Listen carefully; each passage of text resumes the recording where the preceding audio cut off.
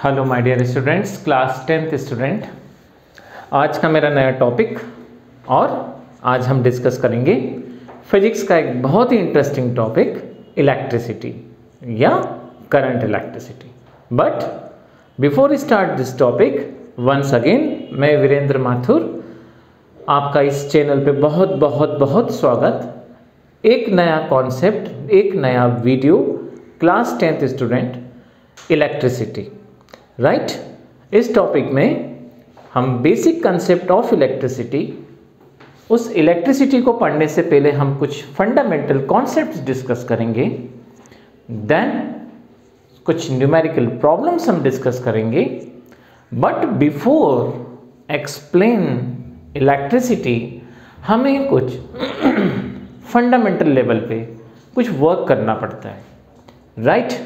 सो मेरा ये video topic electricity पे ही बेस्ड है, लेकिन उस इलेक्ट्रिसिटी के पढ़ने से पहले कुछ हमें सब्सटेंस के बारे में, कुछ एटॉमिक स्ट्रक्चर के बारे में, कुछ कंडक्टर एंड बैड कंडक्टर या इंसुलेटर के कॉन्सेप्ट्स के बारे में हमें पढ़ना पड़ता है। Then we can understand the concept of these are things, तो हम इलेक्ट्रिसिटी टॉपिक को बहुत इजीली कंसेप्चुअल वे में स्टडी कर सकते हैं, राइट। सो चलिए इलेक्ट्रिसिटी लेक्चर नंबर 1 हम स्टार्ट करते हैं।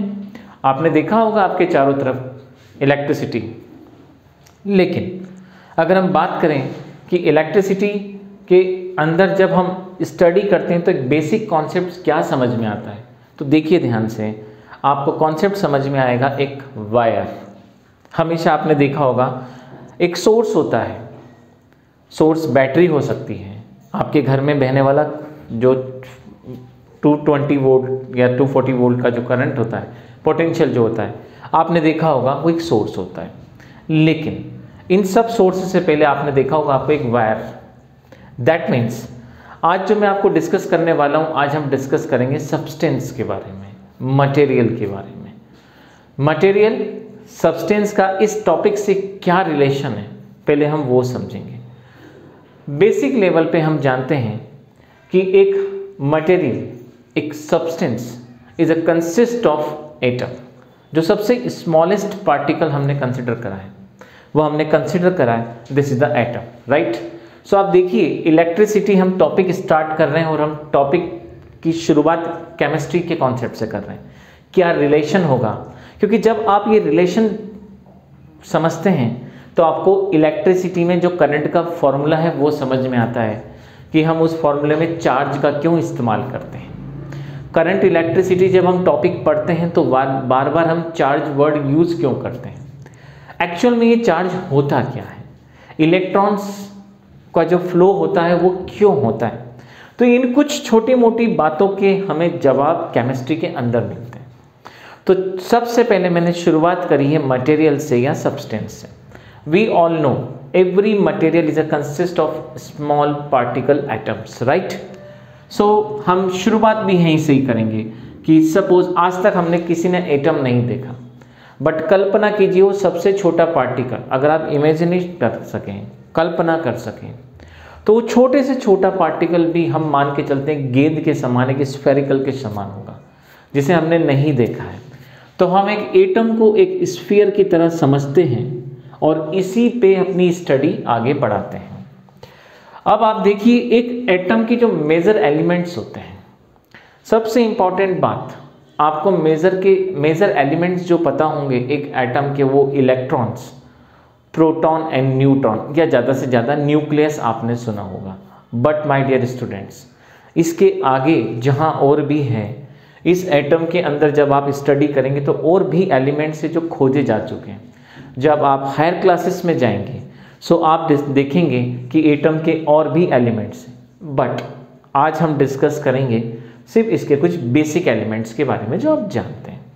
सो एक एटम जो होता है उसका अगर हम फंडामेंटल स्ट्रक्चर देखें, सो उसके न्यूक्लियस के अंदर आप देखेंगे प्रोटॉन, आपने अपनी जूनियर क्लासेस में देखा होगा और सुना भी होगा, न्यूट्रॉन, देन उसके आउटर शेल पर या इसके बाहरी रूप पर जब हम देखते हैं तो देखिए मैं यहाँ पे कुछ इस तरह का स्ट्रक्चर बना रहा हूँ।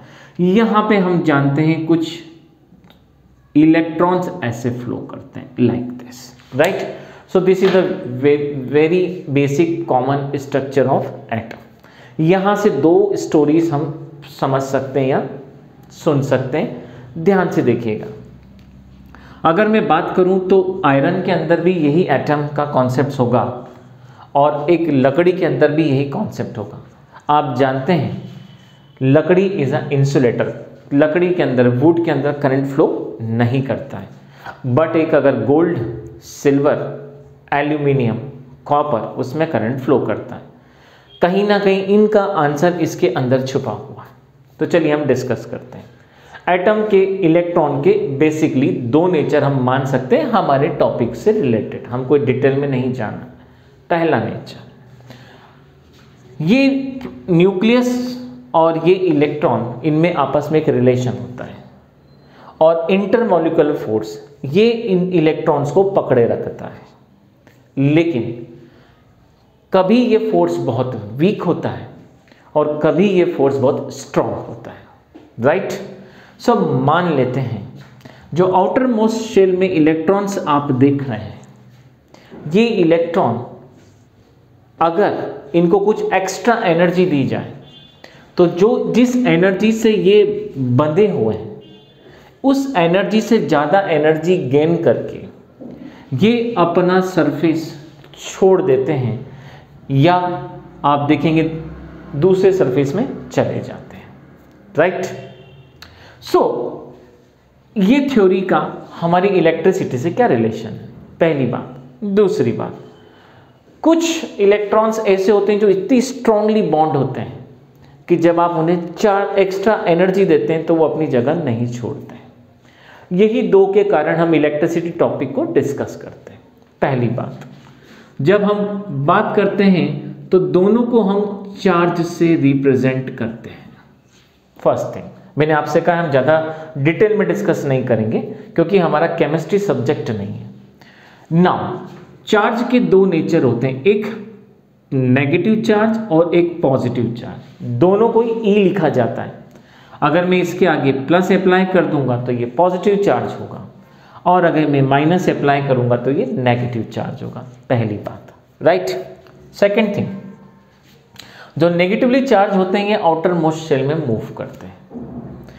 इनका नेचर होता है अगर ये एनर्जी लेकर अगर मूव कर जाते हैं, ऐसे चार्ज को हम बोलते हैं फ्री इलेक्ट्रॉन। दैट ओवरऑल सभी इसके अंदर इलेक्ट्रॉन्स है, बट मैं उस इलेक्ट्रॉन्स की बात कर रहा हूं जो शिफ्ट हो जाएंगे। That is called free electron, right my dear student. So आपने देखा ये प्रॉपर्टी सिल्वर में, गोल्ड में, एल्यूमिनियम में, कॉपर में, आयरन में, ईटीसी में पाई जाती है।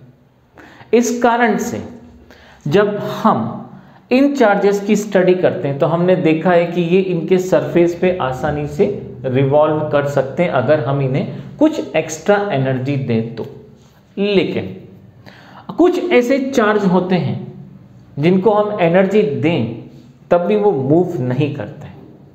तो हमारी इलेक्ट्रिसिटी के अंदर वो सब्सटेंस जिनमें फ्री इलेक्ट्रॉन्स का नेचर पाया जाता है वो हमारी इस स्टडी का पार्ट होते हैं, राइट। सो इलेक्ट्रिसिटी टॉपिक में ये बेसिक इंट्रो था, सिर्फ एक एटम से रिलेटेड और उसके इलेक्ट्रॉन से रिलेटेड। हम इसके आगे अपनी थ्योरी को बढ़ाते हैं। सो आपने देखा एक एटम में दो चार्ज होंगे, मतलब नेचर वाइज, एक होगा पॉजिटिव चार्ज और एक होगा नेगेटिव चार्ज, और उन चार्ज के अंदर जो फ्री इलेक्ट्रॉन्स होंगे वो हमारी स्टडी का पार्ट होंगे, राइट माय डियर स्टूडेंट्स। हम अब इसके आगे बढ़ते हैं और अपने टॉपिक की ओर बढ़ते हैं। Second thing, charge plus and charge minus. दूसरी बात, एक एटम के अंदर number of electron and number of proton बराबर होते हैं तभी ये न्यूट्रल्स होते हैं। जब आप एक लोहे की रॉड को ऐसे पकड़ते हैं तो आपको कोई फोर्स फील नहीं होता है, बिकॉज उसके अंदर number of electrons and number of protons same होते हैं, राइट। आगे बढ़ते हैं। एक इलेक्ट्रॉन के अपने खुद की वैल्यू क्या होती है, ये हमें बहुत इंपॉर्टेंट होता है, ये न्यूमेरिकल प्रॉब्लम सॉल्व करने में काम आता है, इसलिए हम अपने इस टॉपिक में से डिस्कस कर रहे हैं। सो एक इलेक्ट्रॉन और एक प्रोटॉन का जो मैग्नीट्यूड होता है, जो उसकी वैल्यू होती है, वो वैल्यू होती है एक इलेक्ट्रॉन की इलेक्ट्रॉन 1.6 इंटू 10⁻⁻⁹, ये सबसे मिनिमम वैल्यू होती है, ये सबसे कम ऊर्जा लेकर ये अपना शेल्फ चेंज कर सकता है, ये मिनिमम टू मिनिमम एनर्जी, इसलिए हम इसको इसका चार्ज वैल्यू बोलते हैं, पहली बात। लेकिन जब मैं इलेक्ट्रॉन और प्रोटॉन की बात करता हूं तो मुझे यहाँ पे थोड़ा सा चेंज करना पड़ेगा, और वो चेंज ये करना पड़ेगा, जितनी सेम वैल्यू प्रोटॉन्स की होती है उतनी सेम वैल्यू इलेक्ट्रॉन्स की होती है। दैट मीन्स ये लिखने का तरीका यहाँ पे अगर होगा तो ये प्रोटॉन को डिफाइन करेगा, लेकिन अगर मैं इसको ऐसे डिफाइन करूंगा तो 1.6 इंटू 10⁻⁻⁹ ये इलेक्ट्रॉन्स को होगा, पहली चीज। नौ आगे बढ़ते हैं। जब आप चार्जेस की स्टडी करते हैं तो इस चार्ज को लेकर जिसने स्टडी की थी, हम वहां पे अप्लाई करते हैं यूनिट। सो जब हम चार्ज की यूनिट की बात करते हैं तो उसमें एक साइंटिस्ट है, उनका नाम आता है और हम जानते हैं कूलम। सो जब भी आप चार्ज की बात करेंगे तो चार्ज को आप बिना यूनिट डिफाइंड नहीं कर सकते, दिस इज टेक्निकली रॉन्ग, ये पूरी तरह से गलत है। तो अगर मैं आपसे कहता हूं plus minus E, that means what, plus minus 1.6 into 10⁻⁻⁹ coulomb, जिसको हम उसके फर्स्ट लेटर सी से रिप्रेजेंट करते हैं। सो अगर मैं आपसे कहूँ what is the unit of charge, charge की यूनिट क्या होगी, तो चार्ज की यूनिट कूलम होगी, पहली बात।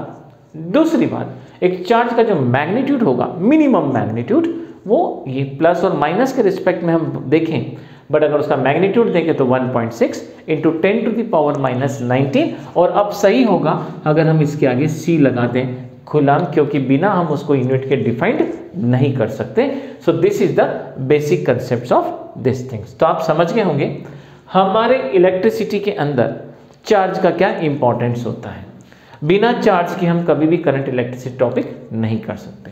लास्ट में मैंने जैसा कहा आपसे हम केमिस्ट्री नहीं पढ़ रहे, इसलिए हमने इसको बहुत शॉर्ट में डिस्कस करा, क्योंकि आप सब ये 9th क्लास में केमिस्ट्री में और 10th क्लास में बहुत अच्छे से इसको पढ़ चुके हैं। अब हम आगे बढ़ते हैं और बात करते हैं कंडक्टर को लेकर कि what is the conductor, conductor होता क्या। तो देखिए हम कंडक्टर को लेकर बात करते हैं, दो सब्सटेंस विच हैविंग प्रॉपर्टी, ऐसे सब्सटेंस जिनमें ये प्रॉपर्टी है कि उनके सरफेस से चार्ज फ्लो कर सकते हैं, ऐसे सब्सटेंस को हम क्या बोलते हैं, that is called the conductor.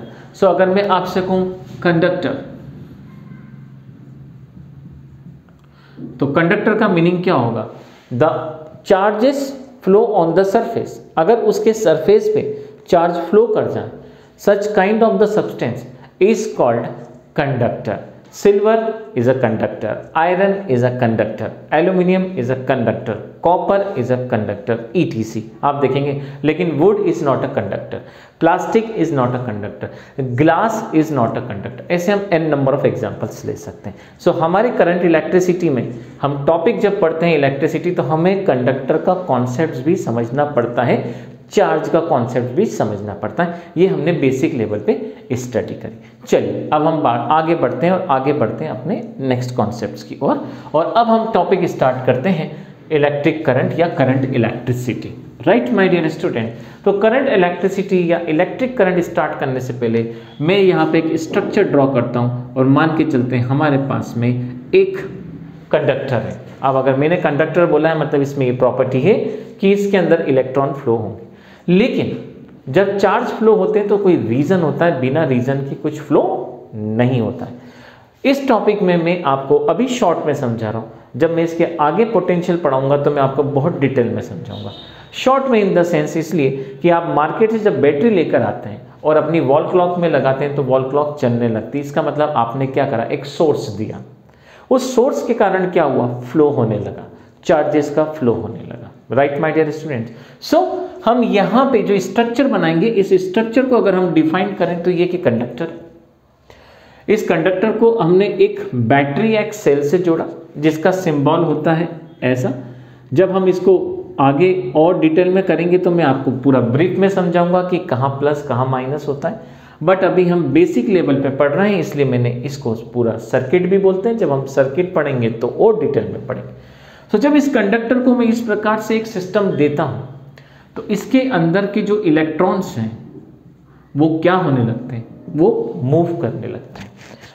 और उसके जब इलेक्ट्रॉन्स इस तरह से मूव करते हैं तो हम देखते हैं उसके सरफेस पे इलेक्ट्रॉन का दौड़ना, कंडक्ट चार्ज का दौड़ना क्या कहलाता है, इलेक्ट्रिसिटी कहलाता है।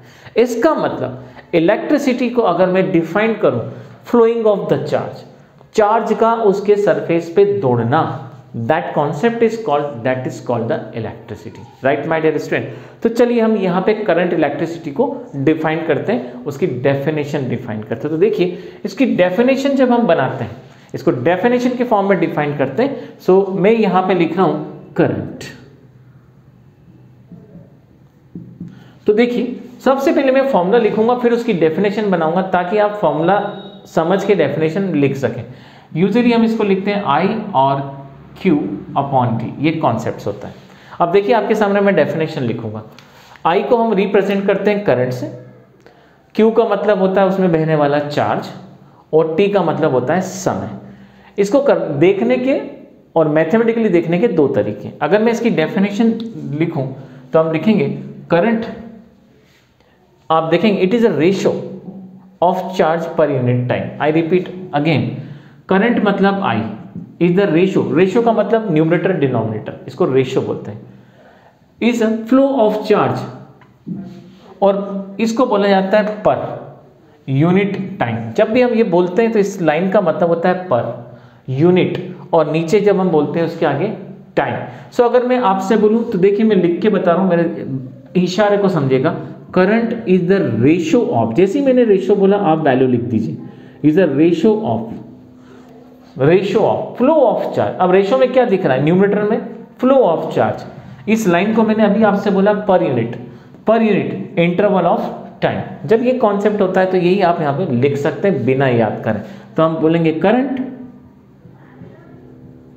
Is ratio of flow of charge per unit of time, this is called current या इलेक्ट्रिसिटी।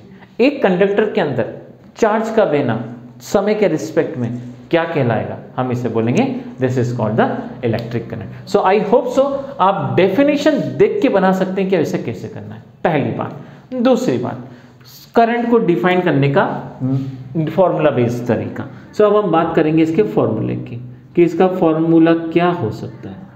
तो देखिए माय डियर स्टूडेंट्स, हम बनाते हैं इसका फॉर्मूला। तो कुछ भी याद मत करिएगा please, this is my request to you. Physics समझ सकते हैं, याद कभी नहीं कर सकते। लर्निंग अप्रोच के साथ अंडरस्टैंडिंग वे होगा तो फिजिक्स पढ़ने में बड़ा मजा आता है। फिजिक्स थोड़ा स्लो हो सकता है समझने में, लेकिन अगर आपका अंडरस्टैंडिंग वे तो बहुत स्मूथली आप इसको समझ सकते हैं। सो फॉर्मूला जब हम बात करेंगे इसकी, तो फॉर्मूले में आप देखिएगा ध्यान से, जो करंट होगा हम इसको रिप्रेजेंट करेंगे I से, राइट। जो चार्ज होगा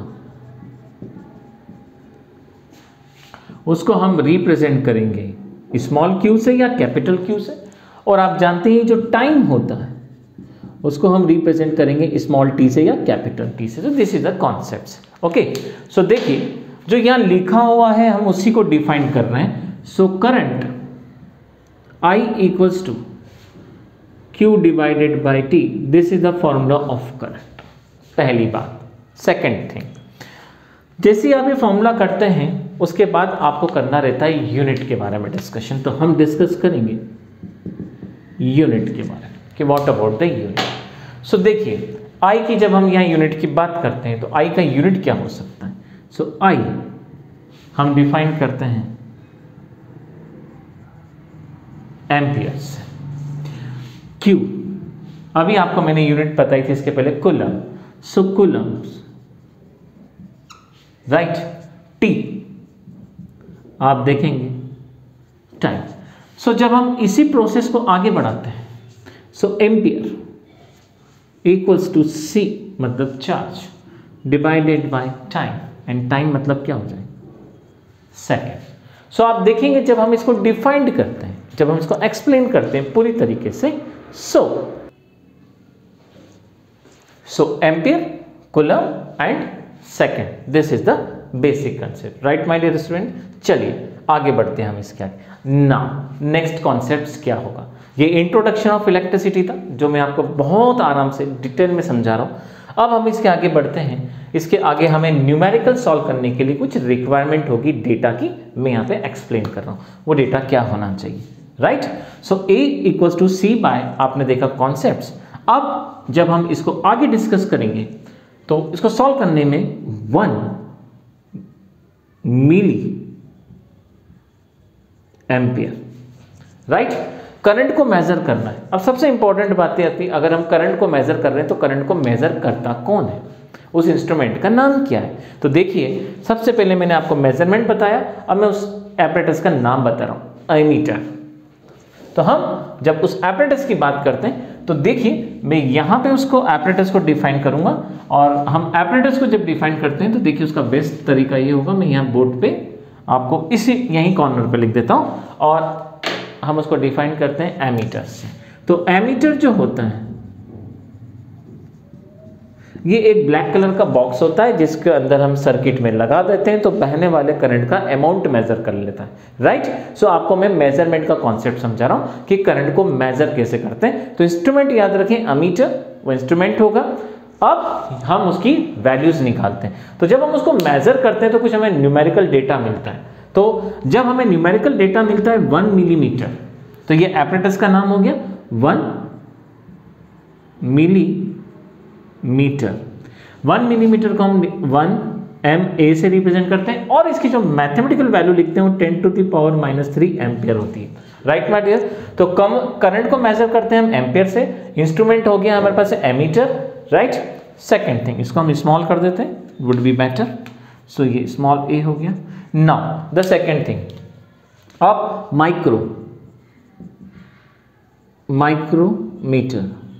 माइक्रोमीटर को ध्यान से सुनेगा, 1 that is called mu ampere, और इसकी जो डेटा वैल्यू होती है वो होती है 10⁻⁻�6 ampere, my dear student. So आपने देखा आज मैंने इंट्रोडक्शन में आपको कंडक्टर का कॉन्सेप्ट्स पढ़ाया जो करंट इलेक्ट्रिसिटी से रिलेटेड है, चार्ज का कॉन्सेप्ट समझाया, और करंट की डेफिनेशन बताई कि एक सरफेस पे दौड़ने वाला चार्ज टाइम के रिस्पेक्ट में किसको डिफाइन करेगा, वो डिफाइन करेगा नाउ आई को। आई रिप्रेजेंट किया जाएगा उसकी यूनिट एमीटर से, चार्ज यूनिट होती है कूलम, टाइम का यूनिट होगा second. So overall this is the concept of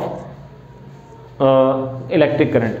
मेरा ये फर्स्ट वीडियो इंट्रोडक्शन से रिलेटेड था। नाउ अब मेरा जो सेकंड वीडियो में फ्रेम कर रहा हूँ वो होगा न्यूमेरिकल प्रॉब्लम बेस्ड। सो चलिए हम इसके आगे आप डिस्कस करते हैं इसी से जुड़ी हुई कुछ numerical problem. So thank you very much in my first video. So 1.1 ये मेरा फर्स्ट वीडियो था।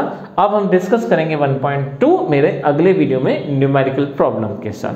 Thank you very much.